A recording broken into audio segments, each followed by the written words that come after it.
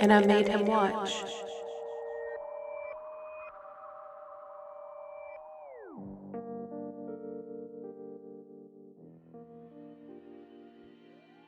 Hello and welcome to And I Made Him Watch, where I forced my husband to watch weird movies and then we discuss how weird things really got.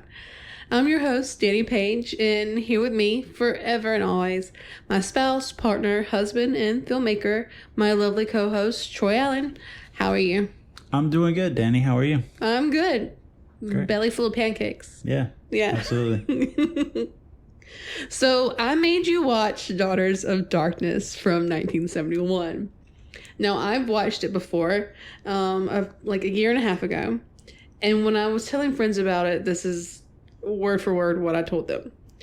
So this bombshell of a European woman marries this 40-looking 1960s something British man who seems to be rich as fuck, and they have some connection to royalty. Anyway, they suddenly got married, but there's this weird tension between them because he doesn't want to tell his mother, and they're already married, and it's kind of weird. So anyway, these two lesbians show up who happen to be vampires. The older vampire is like this platinum blonde and is sad, just over dramatically mysterious.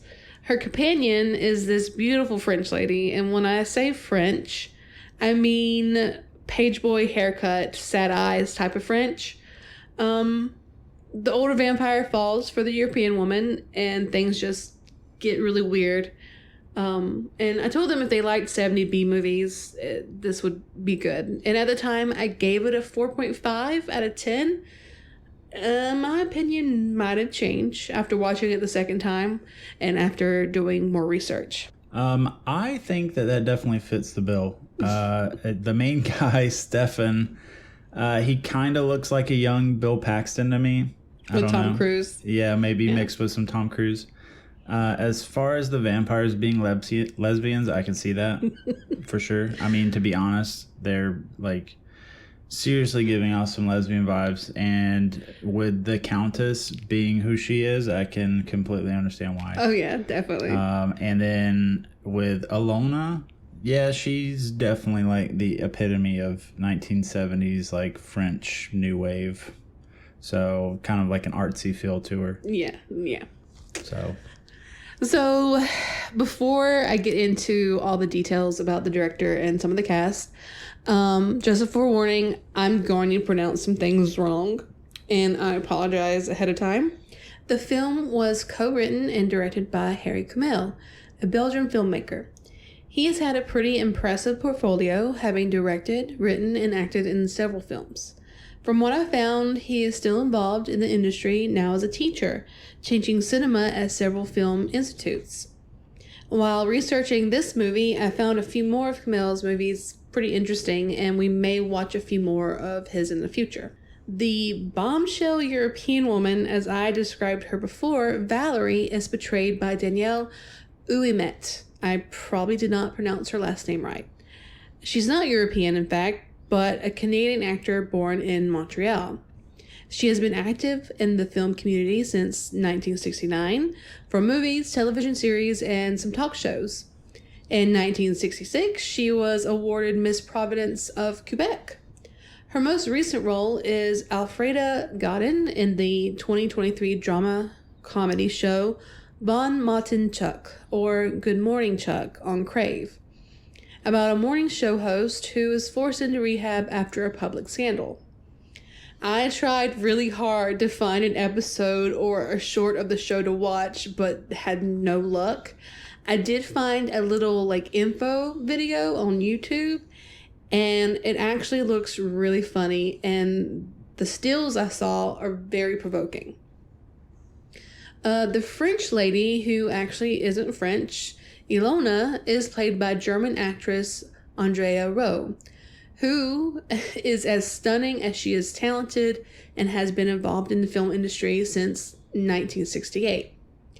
From my research, she has been in over 40 productions and has even produced 4 videos of her own, the latest in 2011. In 2022, she won the German Independence Honorary Award at the Oldenburg Film Festival. And the 40-something 1960s British guy I mentioned, Stefan, is actually played by an American actor, John Karlen. Karlen had an intense and active career as an actor, credited with over 100 roles. I think it was like 140. He is best known for his roles in Cagney and Lacey, a 1980s TV drama revolving around two female cops, and then also in Dark Shadows, the 1960s gothic soap opera, where he plays con artist Willie Loomis. He also revised his role in the Dark Shadows movie, House of Dark Shadows. By the way, I'm adding House of Dark Shadows on my watch list. He won a Primetime Emmy in 1986 for his role in Cagney and Lacey, the Best Supporting Actor in 1986 and in 1987 from the Viewers of Quality Television Awards. The seductive and dramatic, mysterious Countess Bathory. Is that how they pronounce it? How do they pronounce it in the movie? It's pronounced Bathory. Bathory, not Bathory, not Battery. Bathory. Bathory. It's played by none other than the art house cinema queen Delphine Seyrig. The French actress began her career on stage in the 1950s and then had small roles in the 1954 Sherlock Holmes TV series. Her first feature film was Alan Rene's Last Year in Marienbad in 1961. It's a movie about it's a dreamy and sensual story about a love triangle between a man and a woman who possibly had a love affair the year before, and then another man who could possibly be the woman's husband. I'm being very vague here on purpose because I only watched the trailer and read the Wikipedia article. But it appears to be quite an impressive, interesting movie, and it looks extremely beautiful. Her most accomplished role is considered to be that of the single mother in Jeanne Dieleman, 23 Commerce Way, 1080 Brussels, from 1975.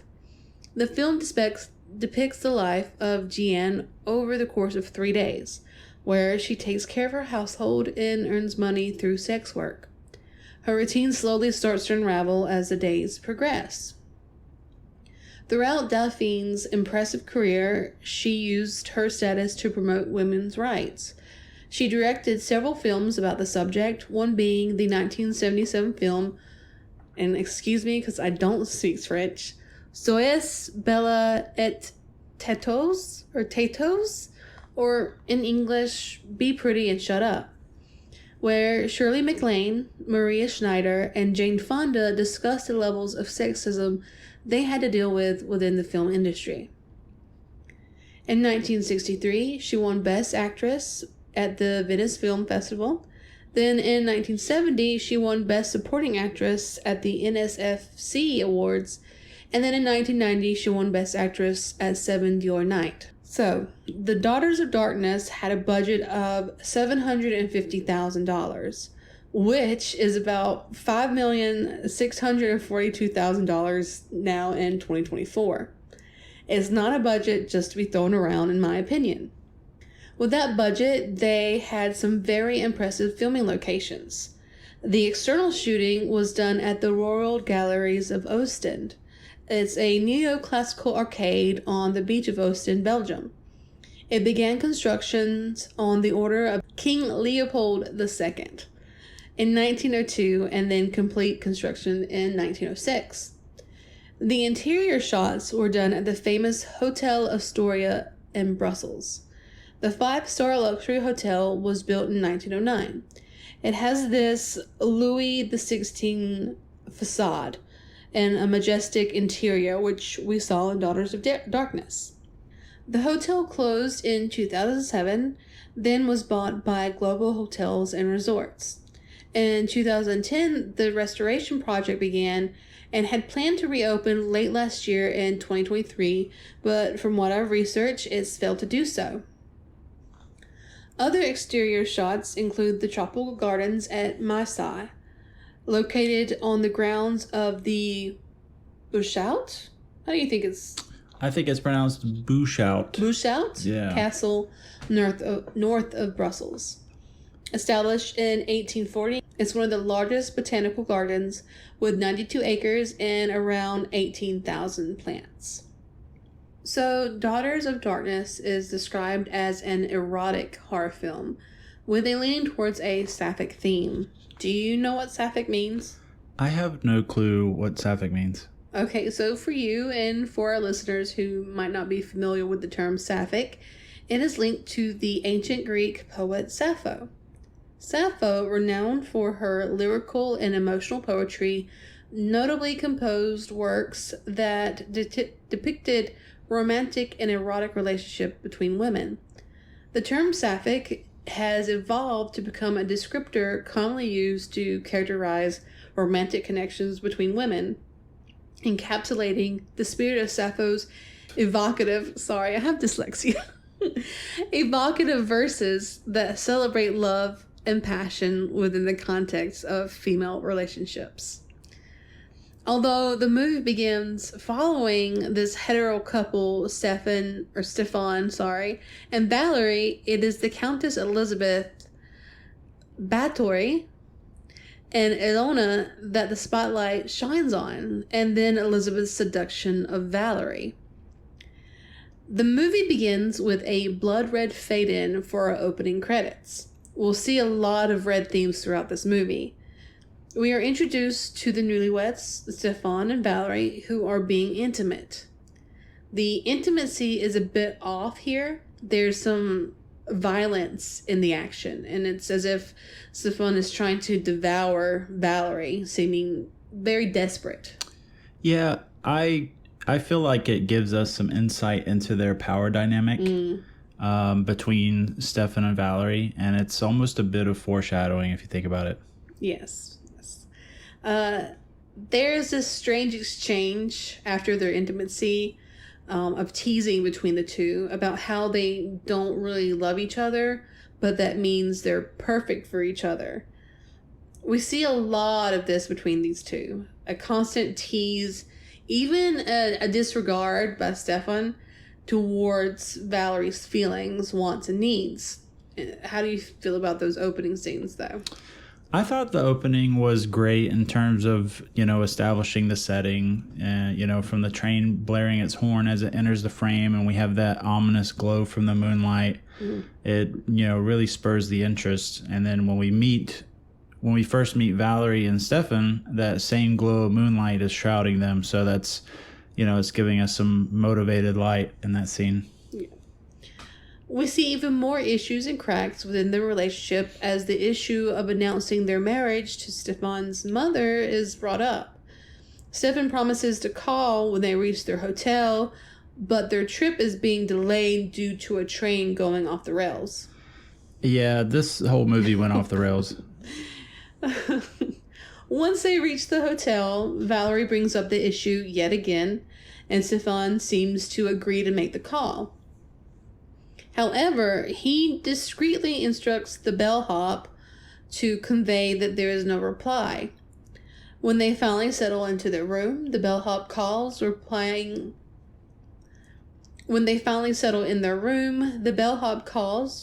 the message as Stefan has directed. This reveals another aspect of Stefan's character, showing his ongoing efforts to keep himself and his wife hidden from his mother. It's worthy noting that starting a marriage with deception like this isn't exactly the ideal way to begin a lifetime journey together. I agree with you. Yeah, it's not the way you want to go about it, for sure.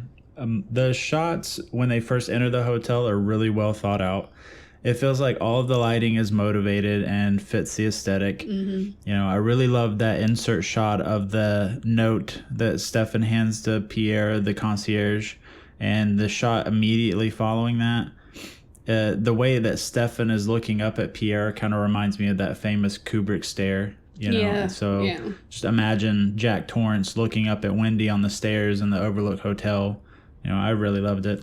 Oh yeah, there are some sinister vibes as they're exchanging the note. And Pierre looks very confused and almost has like this innocence to him. Yeah. And then there's a shot soon after where the camera is looking out over the balcony railing, and then it kind of does this slow zoom on the mail ship. And when I first watched it, I didn't really catch the importance of it, but now I'm realizing that it was the mail ship they were supposed to catch to England. And then, so I was more focused on the shaky zoom because it kind of made the camera movement stand out to me. Yeah. So the shots of the mail ship stand out to me because it's like watching missed opportunities. I believe there are several shots, which in fact I know there's several spots of the same mail ship throughout their stay, which is a missed opportunity to leave and move away from the situation they found themselves in. Yeah, I can see that. It does feel like they missed their opportunity. Mm. It's also the off season for the area, so Stefan and Valerie are the only ones in the hotel. And we see how isolated and reserved they are from the world here. The hotel seems to become their own personal quote-unquote paradise, but things don't stay that way as the issue continues over Stefan's mother comes up again, and the gaslighting continues. Stefan even claims that his mother hates Valerie already, even without knowing she exists. Mm-hmm. Yeah, and then the wide shots in the dining room are very well done. They're mostly wide 2 shots, which is where the frame encompasses 2 people, with a few over-the-shoulder shots mixed in during the dialogue, but it ties that scene together so well. Yeah. It's very vacant and cold when they're just sitting together alone in this huge dining room. And then there's this part where Stefan tries to feed Valerie, and she's just so upset over him not wanting to talk to his mother. And then it goes to this like weird thing where he points at her. Yeah, it's almost like he reached out to like touch her face or something like that. Mm-hmm. And there was the, here, try the fish. The fish is delicious, you know. It's kind of weird. Cuts him off. Yeah. He wants none of it. So in the next scene, we see a red car approaching, which I have to point out, there's 3 shots of this car approaching, which are more or less the same shot, but with different angles. And maybe it was a creative decision by the director and editor, or maybe it was just something that fell through the cracks of the editing room floor. It just felt jarring to me. I don't know. What were your thoughts on it? It really bothered you, didn't it? It did. Yeah. It did. I don't know. I don't really notice it as much as you did until you pointed it out. Mm-hmm. I think probably it was just to take up time, possibly, or maybe it's supposed to give a sense of a longer journey, or the arrival was actually longer than it was. Yeah, I can see that. I mean, either way, the movie is how it is. You know, there's no going back. So next we have the arrival of Countess Elizabeth Bathory. Bathory? I'd said it wrong. Bathory. And her quote-unquote secretary, Ilona. Every time I see Delphine Seyrig get out of this car, she just steals my heart. She's so devastatingly beautiful and powerful, even before you see her whole face. Yeah. And I think that was kind of the intent of the cinematographer here. So Edward van der Enden, the director of photography on the film, he was definitely no slouch on this production. In that shot, he's using the light to conceal her face, or the absence of light, I should say. You know, just trying to hold on to that mystery. And most horror films that you see will do that, trying to conceal the big bad until the last possible moment. It's kind of like once you see the monster, there's nothing to be afraid of anymore, you know? And the moment doesn't last long, because in a swift transition, the tranquility of the newlyweds is disrupted. The newcomers step into the hotel, and immediately the spotlight shifts to the entrance of the Countess Elizabeth Bathory. Picture her clad in a lavish ensemble of luxury leather and fur, in a sea of black enveloping her. Director Kümel paints her character as a demagogue. wielding authority over emotions to assert control, skillfully tapping into the fears of those around her. Kümel's narrative prowess delves deeper, using the Countess's wardrobe as a visual metaphor. The choice of colors, unfortunately reminiscent of Nazis, create a subtle yet powerful link. It symbolizes the Countess' manipulation techniques, much like the Nazis used fear to control. A parallel drawn not just in her interactions with others, but also in how she presents herself. The black attire becomes a visual echo of the fear she installs, both in others and as a tool to empower for herself. Now, let's talk about how the cinematography dives into a bit of history with those Nazi-associated colors. So picture this. The camera zooms in or pans over these details, and maybe in a close-up or a medium shot. It's like a visual Easter egg hunt, letting the audience catch that historical nod without spelling it out. So it's the kind of subtlety that sparks those aha moments, you know? Mm-hmm. But here's the kicker. The cinematography here isn't just about snapping pictures. It's like a conductor orchestrating a symphony of visuals that tug at your heartstrings. Kümel's got this magic touch with framing and lighting and how the camera moves through the scene. It's not just about what you see, it's about what you feel and the stories between the frames. So, in a nutshell, the cinematography isn't just capturing moments, it's telling a story in its own language. It's like Kümel's painting with light, shadows, and movement, turning a scene into a visual melody that sticks with you. It's the kind of movie magic that makes you go, whoa, did you catch that? It's more than just a scene, it's an experience. Yes. So there's an exchange between the Countess and Pierre as she tries to check into the hotel, where Pierre claims that she had stayed here once before. I think he says something along 40 years or so. Mm-hmm. And it couldn't be possible because the Countess is so young, and I just feel bad for poor, confused Pierre. He's just trying to earn a living and take care of the hotel. Yeah. I mean, that exchange is so powerful. I think it gives the viewer the first sense of who Countess Elizabeth Báthory is. And then we get this beautiful long shot through the glass-windowed French doors, you know, and Stefan and Valerie are perfectly framed in that middle door. Mm-hmm. And then Ilona walks in, and we're greeted with an opposing long shot of Ilona and the Countess staring at Stefan and Valerie. So it kind of gives you the chills. Yes, there's an air of drama between the couples as they exchange these faraway looks. It's almost like seeing two ends of a tunnel and all the space in between them. Their destiny seem to be tied together as if they're meant to be connected. The intense gazes suggest that their paths are inevitably linked, that the events that are about to unfold are unavoidable. It's also almost like if you've lived alone on this planet all your life and then suddenly you find another human. Yeah. Like, it's just this fascination. Yeah, for sure. I think that was the intention. I really do. It's almost like they were seeing a reflection of themselves, almost. Stefan decides to continue their stay, and Valerie asks about the woman who just tried to check in. Pierre informs him that it's a Countess Elizabeth Báthory. And Stefan looks a little shocked and uneasy about this.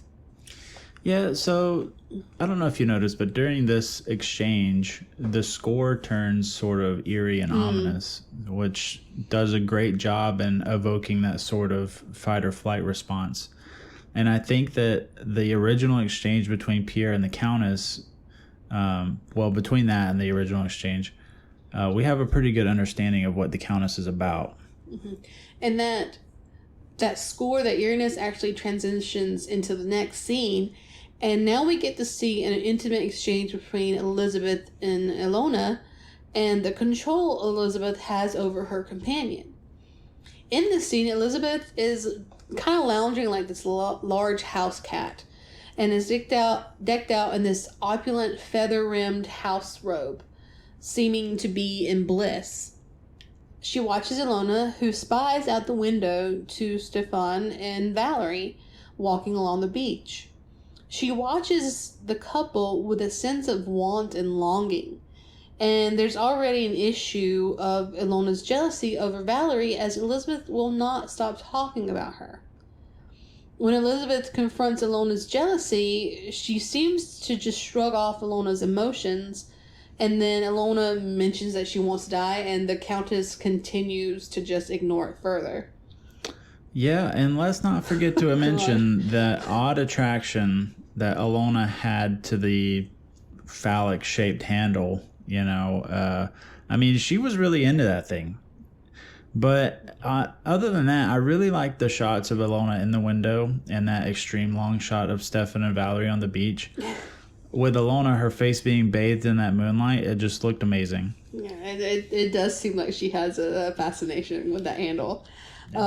This is our first glance at the complex relationship that they share and the similarity to the relationship of the other couple has. We have this dominant and disregarding Elizabeth that is like Stefan's own personality. Then we have the comparison of Ilona and Valerie, who are the more subdued personalities of each relationship. The next morning, Stefan and Valerie discover the murders happening in nearby Bruges. 3 young women have been murdered, their throats cut and drained of blood. By this point, we start to see the repetitive theme of red. Ilona's red scarf, the red robe Stefan wears in the hotel room. The color is associated with many things within the film, like passion and sensuality. Like when Stefan is wearing this robe in the bed with Valerie. Also in this scene, they're eating in bed, and all I can really focus on is the idea of crumbs in the bed because they're eating bread. And it just gives me the ick. While having breakfast in bed, Stefan suddenly tosses the tray onto the floor and starts to kiss Valerie. It's very sudden, and Valerie screams, and it's very jarring. All while Stefan is wearing this red robe. I just feel like kind of bad for the housekeepers that have to clean up the waste of food and the broken things. And then it's decided by Stefan that they should go to Bruges. Yeah, it was definitely a dick move on Stefan's part to do that. Yes. He shouldn't have done that. But, so the next scene shows Stefan and Valerie arriving in Bruges, and it starts with these fantastic shots of them in the boat taxi. Mm-hmm. And as we're tracking with the boat, we come across a man riding his bike across the bridge. Now, keep that man in mind because he'll be important later. But in the next shot, we hear an ambulance, and this ambulance keeps pace with the boat. And as the ambulance turns down the street towards the gaggle of people, the boat arrives at the dock on the same street. So it's kind of like Stefan and Valerie were meant to be there. Yeah.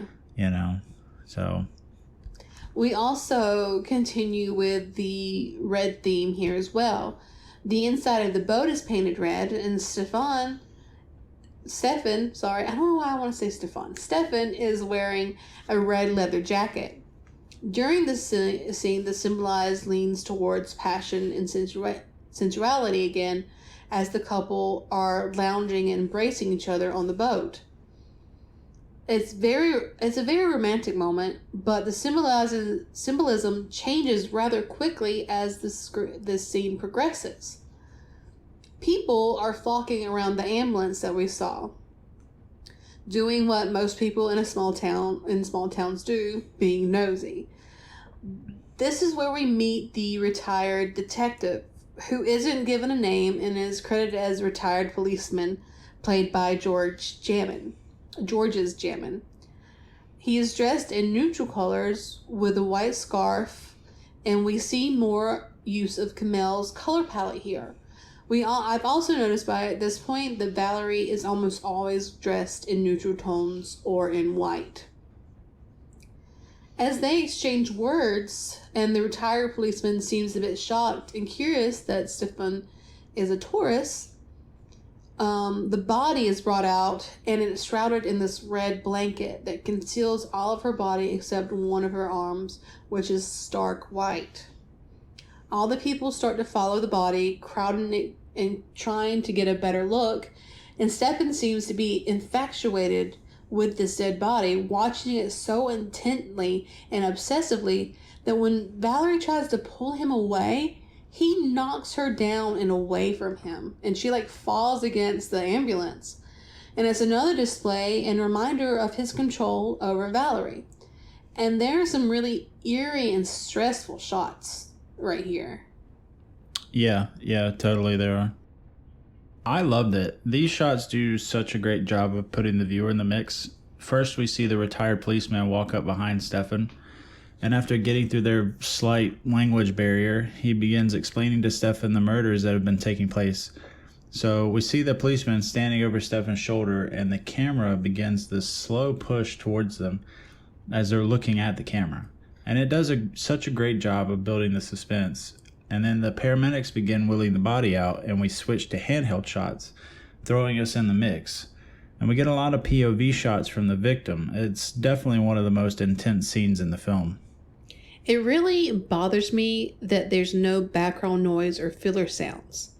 We can hear every single step and shuffle as they carefully place the body into the ambulance.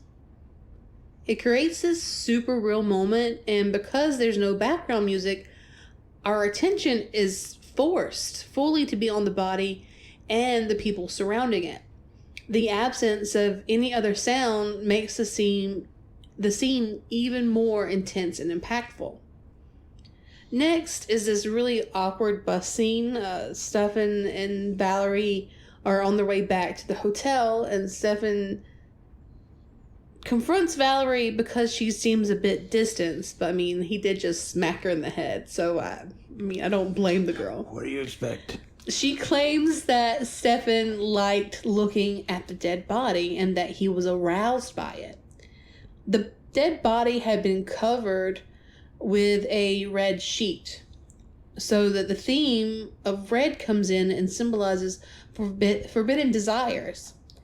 And Stefan does, in fact, seem to find the violence of it arousing, and when Valerie tries to initiate intimacy on the bus, Stefan refuses her. He rejects her straight out.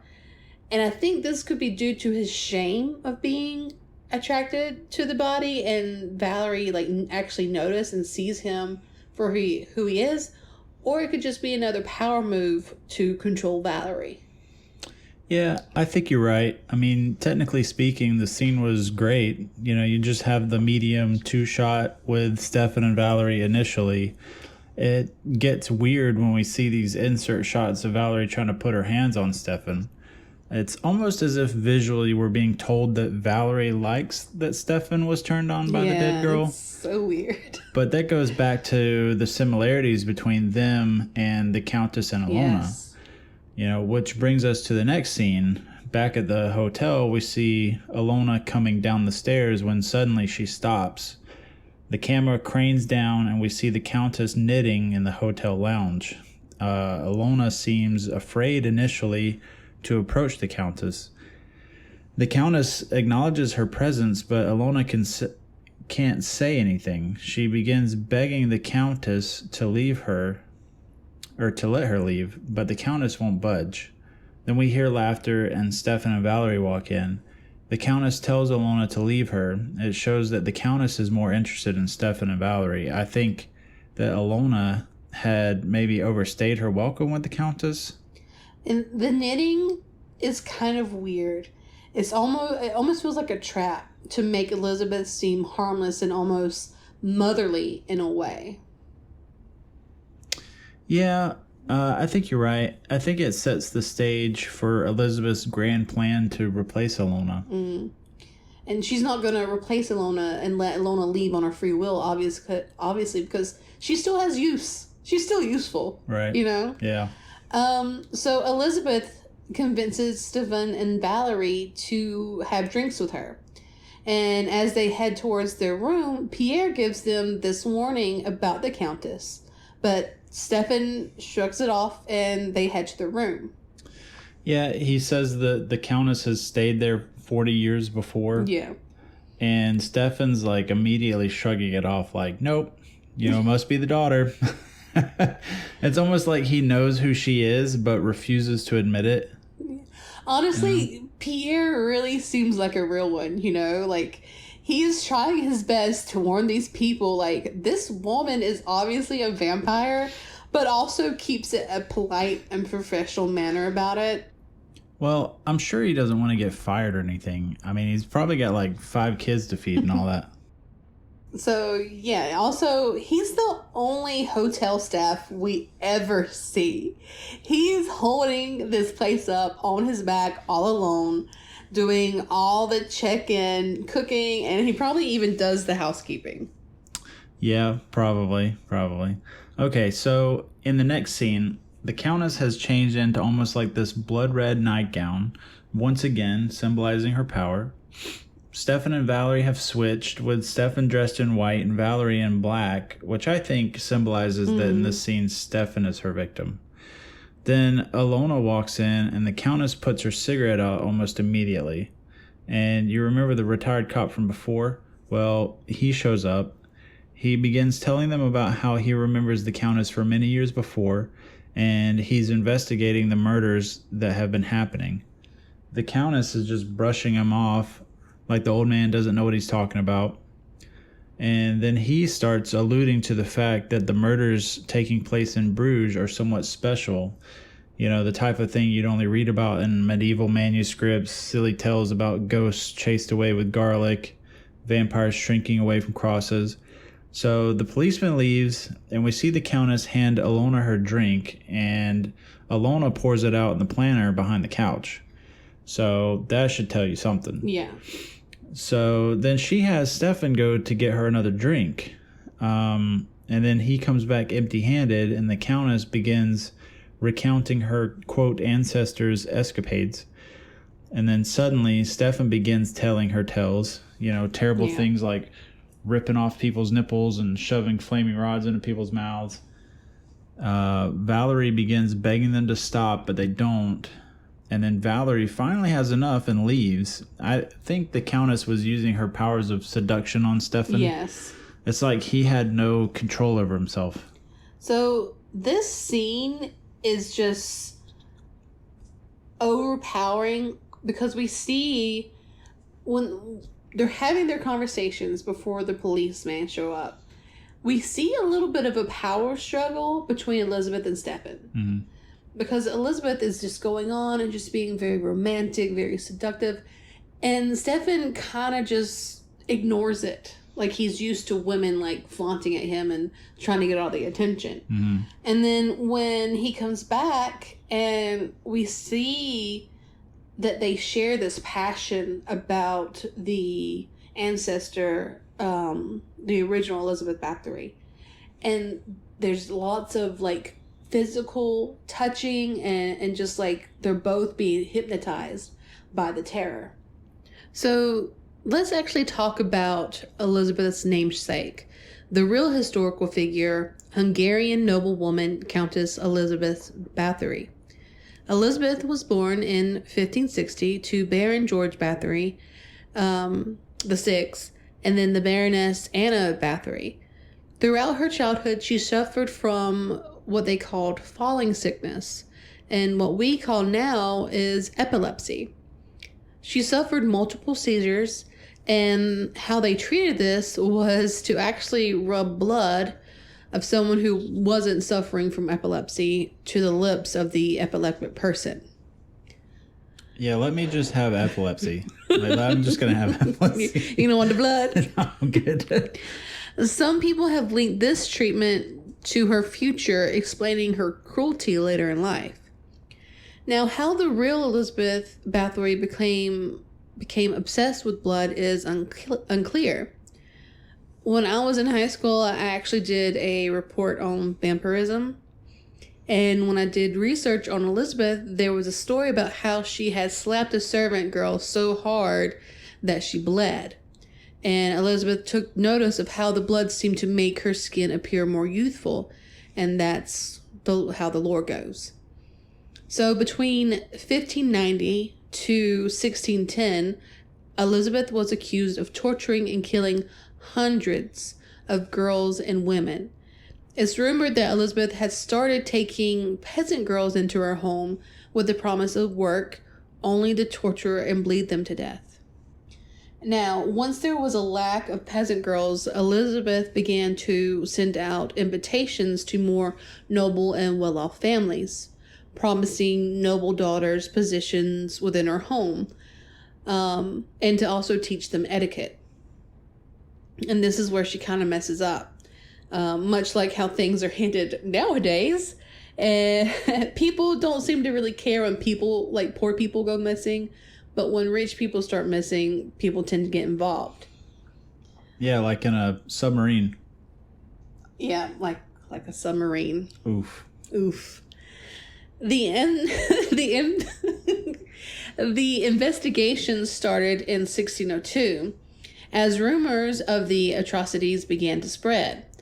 By 1611, there were over 300 witness statements against the Countess. 4 of her servants were accused of torturing and killing hundreds of women. All 4 were put on trial and convicted, whereas Bathory, being a countess, she was imprisoned inside her room until she died in 1614. The stories of Bathory became part of national folklore, describing her as a vampire. Tales of her bloody rituals and even bathing in the blood of virgins, were recorded years after her death. Several historians now describe the trial of Elizabeth as a witch hunt. And in 2018, an article even stated that the prosecution of Bathory were speculations to destroy her family's influence in the region. And Bathory's family had been considered a threat to the political interest of other noble families, including the Habsburg Empire. Fake news. It's fake news. So now, upstairs, Valerie is getting ready to take a bath, and we see her walk through the bathroom door, and as soon as the water starts running, we dolly forward, making this slow push into the dressing room, and then we see a shadow on the balcony door. And it seems like someone's trying to make a late night visit. So we cut to a shot of a hand on the door from the outside trying to open it. Suddenly, Valerie comes into view. She walks over to investigate the door and pulls the door open. And she's surprised to see Ilona standing on the balcony naked trying to get in. Valerie screams, alerting Stefan, who's still downstairs with the Countess. Stefan, the Countess, and Pierre bolt upstairs to find Valerie on the bed, crying. The Countess goes to see if Ilona heard anything, and finds Ilona hunched over the toilet. She scolds Ilona for not being able to wait, and then once she returns to Stefan and Valerie, Valerie pleads with her to leave them alone. Stefan doesn't share that same feeling and tells the Countess that he's sorry, and says that they will see each other tomorrow. There's also this thing where I almost feel like Ilona was discovered on purpose, because she had amount of time to actually get back into her own room because their windows are on the same balcony. But instead of hiding, she literally pops up at Valerie. And Valerie doesn't even mention that it is Ilona. Like, she doesn't even recognize her. Mm-hmm. Yeah, like maybe Ilona did it purposefully to warn. Yeah. Yes. Okay. And also maybe to drive her away because of her jealousy. Mm-hmm. Even though Ilona says she wants freedom, that doesn't necessarily mean she really wants it. Right. So we witness how Elizabeth continues to try to control the situation. She appears to be trying to help Valerie calm down, offering pills and whatever help she can offer. Even after Valerie tells her to leave, the Countess only leaves after the request of Stefan. This leads into one of the weirdest scenes in the movie. Once Valerie seems to be calm, and as they get ready for bed, Stefan finally tells her he will call his mother in the morning. They begin to have sex, and Stefan is in the red robe once again. it begins normal enough and seems very passionate and gentle in a way. Then we see Stefan's face change. And Stefan lashes out towards Valerie, grabbing her by her head and pushing her away and then onto one side of the bed. He then quickly rolls away from her and curls up like in a fetal position and grabs at his head. Right. And then the camera cuts violently to the sheer curtains on the balcony door. We push into them and fade into the Countess and Alona standing there watching. It's very creepy. Very creepy. I don't understand. It's one of those things in this movie where it's just almost like we don't have enough information.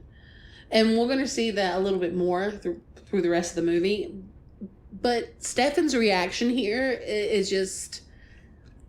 I don't know if it's because Valerie was the one again to try to initiate the intimacy, and he doesn't want to unless he's initiating it. So I don't know if it's another tactic to control and withdraw from her. Yeah, I don't know. My idea is that in this scene, the reason he acts the way he does is because the Countess is using her powers or whatever. Because it's kind of the same way as when they were down in the lounge still. And she's, using her powers of seduction or whatever to make Stefan say all that stuff. But she's using her powers to make Stefan drive Valerie away. Yeah. That and could be it, yeah. Pushing Valerie into the Countess's arms. It also could be a display of the Countess's jealousy towards Stefan and how he can be intimate with Valerie and she can't yet. Another note is that earlier in the movie, the Countess referred to her ancestor as the Scarlet Countess, which could be considered to be like a Black Widow sort of thing. And she's making Stefan push Valerie into her web, essentially. So the next morning, Stefan is true to his word, and he calls his mother. This is another one of the most confusing moments in the movie. Instead of speaking to a woman, he speaks to a man. It's very unclear about the relationship between Stefan and mother, but I suspect that this is Stefan's patron or a lover of his. After this phone call, a storm begins outside, and we see these images of waves crashing and lightning. Inside the room, Stefan becomes enraged, and we see him abuse Valerie. There is definitely a connection between the violence outside and the domestic abuse inside the hotel room. Absolutely. I think that the connection is a metaphor for the rage built up inside Stefan. I'm not sure if it stems from his mother character or his interactions with the Countess. I think it does a great job of conveying that message, though. We never see, and there's also never another mention about mother. I know, which is odd considering that in the first act, that's all Stefan and Valerie could talk about. And it really, when we see Mother, who is credited, the character is actually called Mother in the script. He is at this grand manor, and then he's also in this atrium style, like lounging, and the butler brings him the phone and stuff, and he is just, there's a lot of, the phone call is strange. Like, there's not really any, like, direct conversation about the situation. It's all very cryptid, I would say. I feel like Mother came across very James Bond villain-ish. Oh, yeah. Like, and I really don't know why. I still have no clue.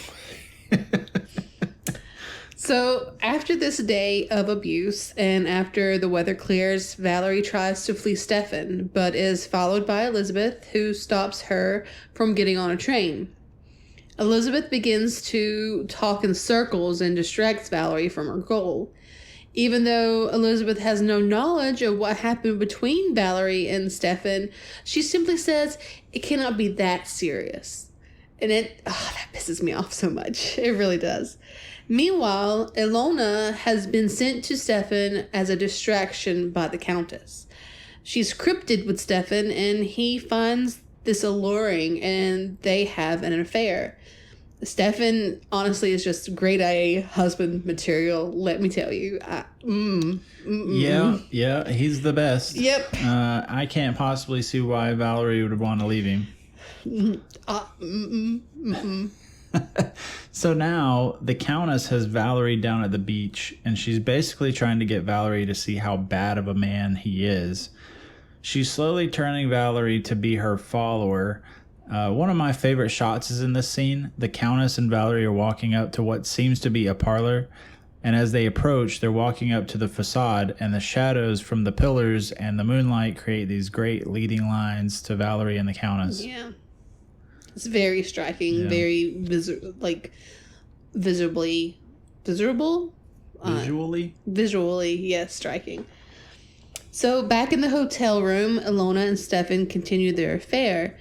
There's a lot of slow and gentle moves in this scene, and it's kind of shocking how it is, because it's totally different compared to his moments with Valerie, where they're very like rough and passionate and starving in a way. But Ilona seems to be more in control here. Even in one shot, Stefan reaches up to Ilona and she places her arms around herself before he can even touch her. There's also this strange position they're in. Ilona lays across Stefan's body with her head at his feet. And it really gives me a sensation of disconnection, and that Ilona really doesn't want to be a part of the experience. Meanwhile, Valerie and the Countess are still in the parlor, and the Countess tells Valerie she's going to read her palm. She takes Valerie's glove off and begins tracing the lines in her palm. She tells Valerie that one of the lines is Stefan, and he's going away, far away. The Countess kisses Valerie's hand and tells her that soon she will love the Countess as the Countess loves her. Valerie stands and tells the Countess that she despises her and leaves. Valerie walks down the corridor and freezes. She sees the Countess standing before her.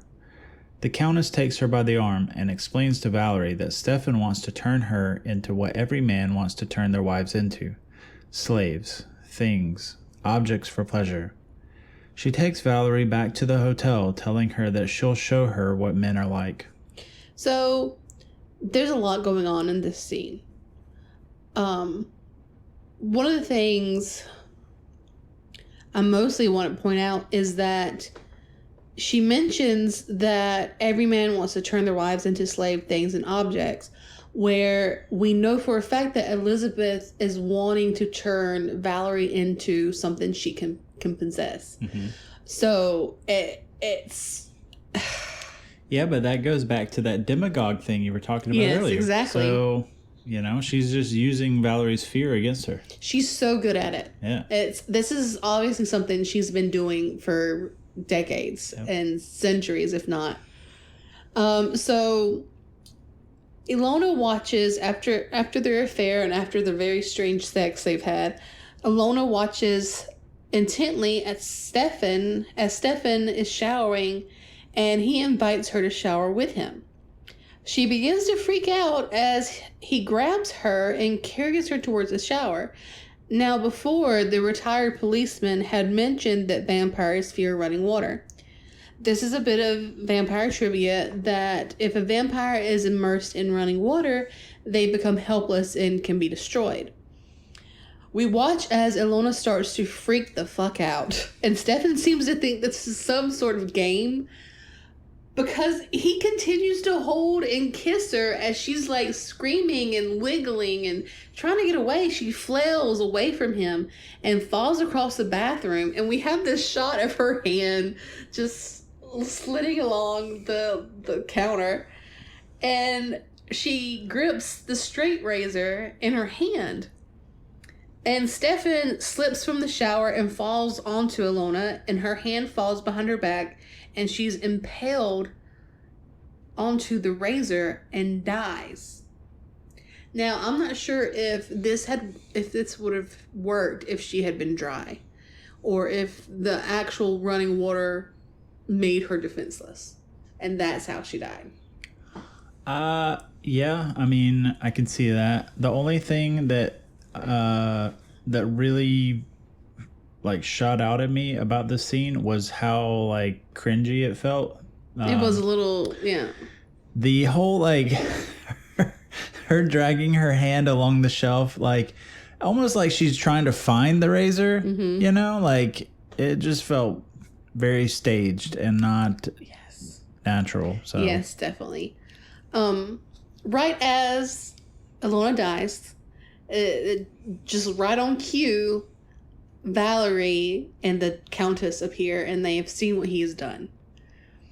And instead of being worried about Ilona, Valerie screams out at Stefan, and yeah, it's Stefan becomes pretty much useless at this point. And then we have the kiss. The Countess is with Valerie as they enter the room, and Valerie says, "I'll go get someone," or starts to go get someone, and the Countess grabs her and says, "Are you out of your mind?" And then this dreamy, hazy kind of effect happens in the scene, and we see the Countess's lips slowly move closer to Valerie, although obviously this was 1971. We don't get to see the actual kiss. It's blocked. But as she pulls away, we get to see a little bit of blood on Valerie's lips. Yeah, almost as if to signify that the transfer is complete. Yeah, is as soon as Ilona was gone. Dude, Elizabeth was like, "Oh, I gotta replace this girl." It's like, I know she undead, but the body ain't even cold yet. No, you know what I'm saying? Yeah, so after this, Stefan just becomes useless. He's sitting on the edge of the bed as the Countess and Valerie clean up and wrap up Ilona's body. You said Stefan. Is it Stefan? It's Stefan, isn't it? Is it Stefan? I'm pretty sure it's Stefan. Stefan. It doesn't matter. It really does not matter. That's his name. While he sits there, we can see how disgusted Elizabeth is as she and Valerie clean up his mess. It's almost like a mother scolding like her son. It's very pathetic. Yeah. So now they're driving with Stefan and Valerie in the back. Stefan tries to put his hand on Valerie, but she pulls away. The Countess sees this and kind of smirks. And then they pass the retired policeman on the side of the road, and he begins following them on his bike. A bicycle. He's really in pursuit on a bicycle. He's going to give pursuit on a bicycle. He's really going to catch up. He's going to do it. So finally, they make it to the beach, and Stefan drags Ilona's body down the dunes. Stefan can't even really get rid of the body correctly, and Elizabeth ends up kicking Ilona's body down the hill, down into the beach. And also, they have all this ocean around them, and they decide to bury the body. I don't know. It's a movie, Anyway, the Countess shows up wearing this cape. How very vampire of her to do that. So now, with the Countess's help, Stefan begins digging a hole to bury Ilona with his hands at the beach. Valerie begins wandering up the beach, and the Countess follows. So Valerie's staring at the water with the Countess behind her. The Countess literally spreads her cape like a bat. Yes. I think it's pretty obvious now that she's a vampire, if anyone didn't know. So the Countess and Valerie show back up, and Stefan has completely dug this hole already. It's a big ass hole. Yeah, it is. It's pretty big. It's a body-sized hole. Yeah.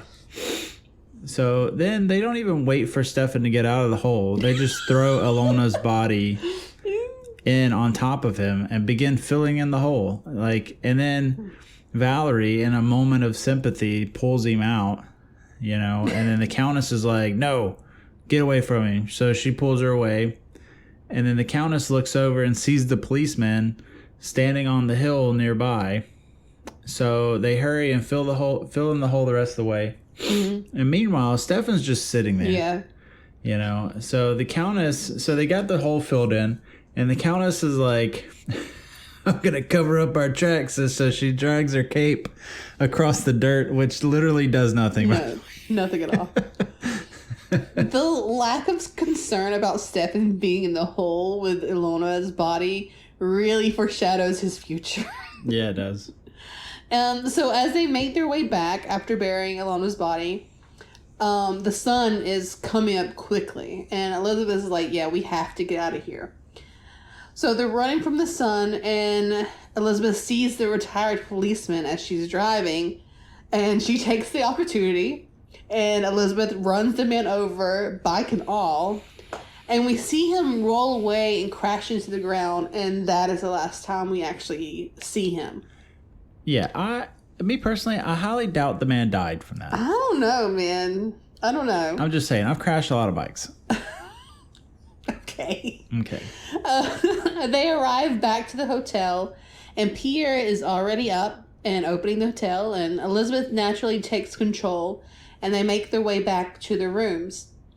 And instead of following her husband, Valerie enters Elizabeth's room. Like, just doesn't say anything. She kind of gives Stefan a look, but she just totally ignores her. Well, Stefan kind of grabs her by the hand, and then the Countess, like, breaks them up, you know. Next, we see Valerie naked on the bed with Elizabeth leaning over her. And I think this implies that Elizabeth is biting her or exchanging more blood. Yeah, I think it's partially, like, you know, making sure that transfer is complete sort of thing. Because next time we really see Valerie, she's kind of in a trance. Yeah. So we see Stefan writhing and suddenly jolting awake in the next scene. And then we cut to the Countess's room where the Countess is helping Valerie get dressed. And I'd like to point out that earlier in the film, there's a shot of the Countess looking into her compact. Oh, yeah. And you only see, like, a reflection of her fingers. Hand. Yeah, but not her. And here in this scene, you see all of her. So I'm not sure if that was an error or what, being that she's a vampire. So at this point, Valerie is fully turned, and the Countess sends her to Stefan's room. And here, Stefan is seemingly trying to pack, but the Countess is requesting his presence. He is insisting that they leave, but Valerie refuses. So it kind of seems that Valerie is completely brainwashed into thinking that the Countess could do no wrong. She tells Stefan that when the Countess is near, she becomes someone else. And just then, the Countess comes in through the balcony door, and the Countess insists that they have dinner with her, but Stefan keeps refusing her advances. Can we talk about the dress? The sequin dress. Oh my God. Glitz and glam. She walks in this silver sequin dress. It's like a maxi dress with like a high neck collar, and just it's very form fitting, and it's so gorgeous. Like, think Eurovision. It's yes. Yeah. Yes. Yeah. So these next few scenes just seem to be a pissing contest between Elizabeth and Stefan, each trying to control Valerie in some way. They play this little cat and mouse game, a little back and forth, and Stefan is trying to intimidate the Countess by just kind of staring her down. And she mentions where she's been in the past few weeks and months, and he links her to her stay in Bruges, and to the murders. And then Stefan goes to Valerie, and she refuses him yet again. The Countess then tells her to go to her husband and kiss him. This obviously is a display of her control over Valerie to show Stefan that she is the one actually in control of the whole situation. This enrages Stefan, and he stakes her claim on Valerie claiming to be a man and that he is his. It's very objectifying. Yeah, but Valerie continues to refuse him and say he can only destroy. Yeah. And this angers him more, so a struggle ensues.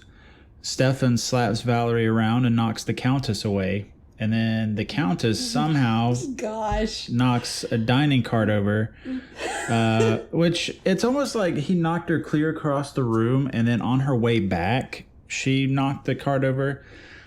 I don't know either. So she then grabs a crystal bowl and tries to cover Stefan's face with it. And he struggles, so Valerie begins to help the Countess, and then the bowl breaks.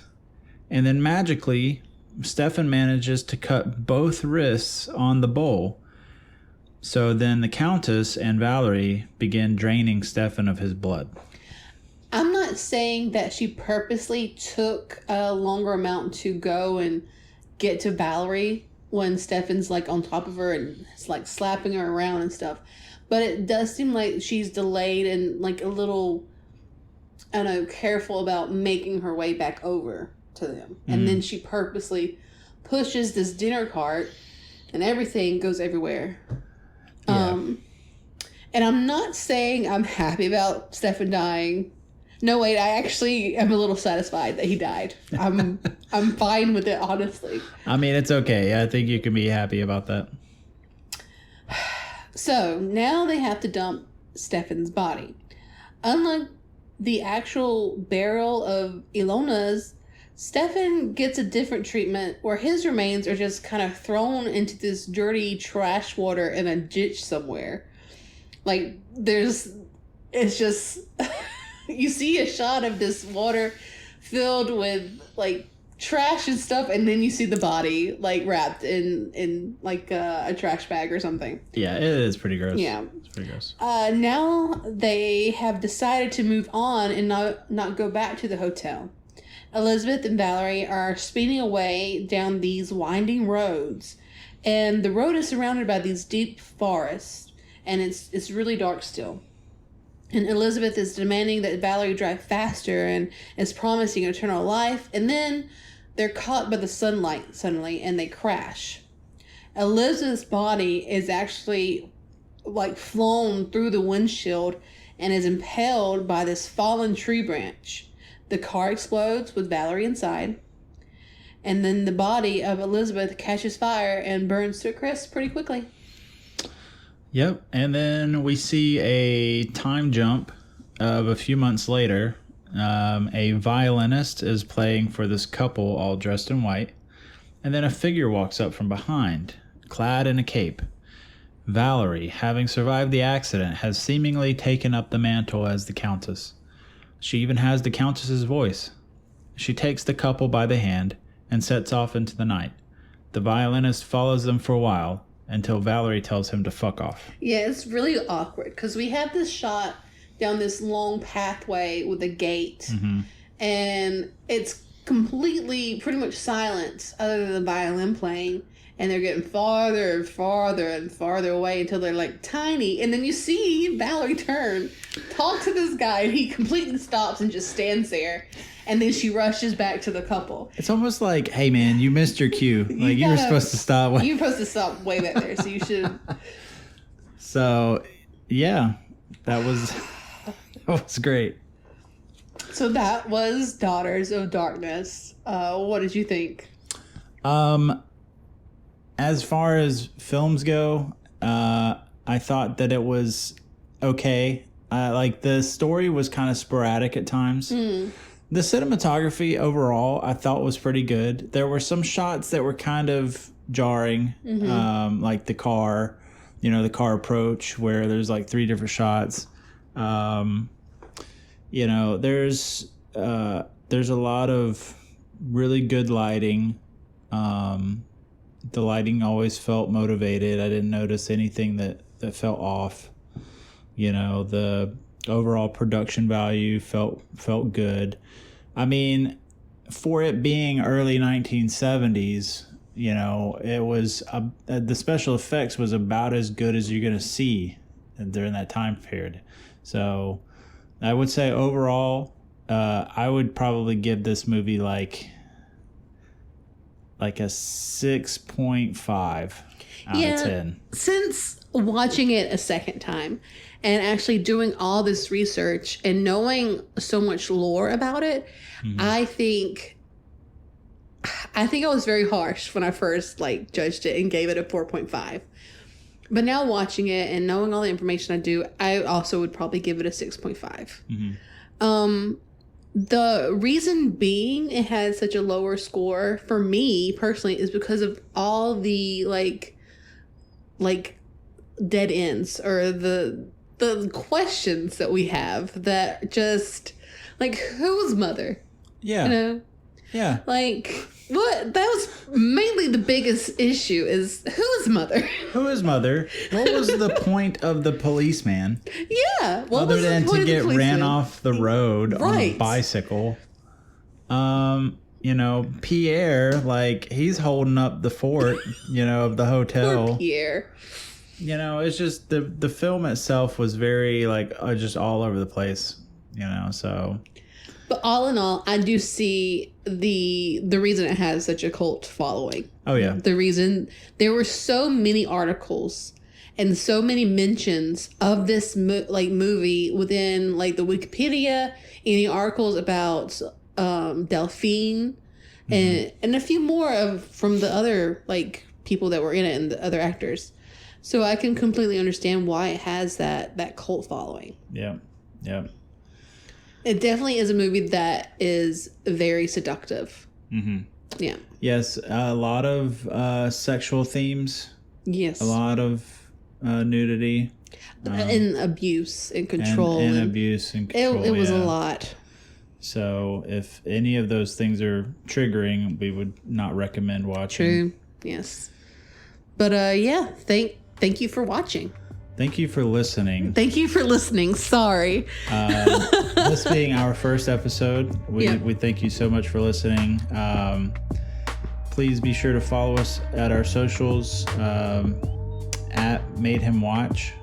And you can listen to this podcast everywhere that podcasts are heard. Yeah.